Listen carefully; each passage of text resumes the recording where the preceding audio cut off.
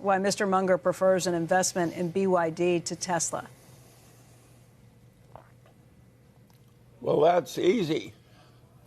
Tesla last year reduced its prices in China twice. BYD increased its prices. We're direct competitors. We're so much ahead of BYD. I mean, BYD is so much ahead of Tesla in China. It's like it's almost ridiculous.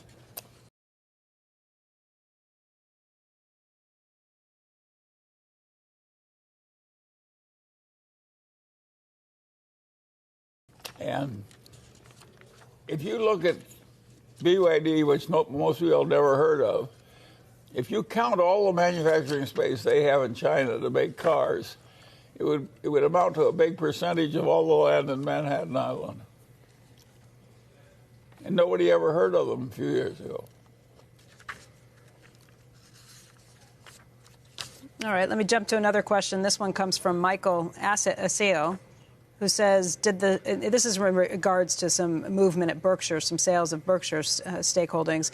Did the sale of some BYD and Taiwan Semi shares have anything to do with the relations between the United States and China, or was it for purely economic reasons? Well, BYD is selling about 50 times earnings. That is a very high price. On the other hand, they're likely to increase their auto sales by another 50% this year. So we sold part of ours, by the way, years ago. Not years, but about a year ago at a much higher price than it's selling for now. And no, we're not a mini Berkshire. We're not going to have a big correlation between us and what Berkshire does. And you could understand why some people would sell Berkshire's BYD stock at 50 times earnings. At the current price of BYD stock, little BYD is worth more than the entire Mercedes Corporation. Market capitalization. So it's not a cheap stock. On the other hand, it's a very remarkable company.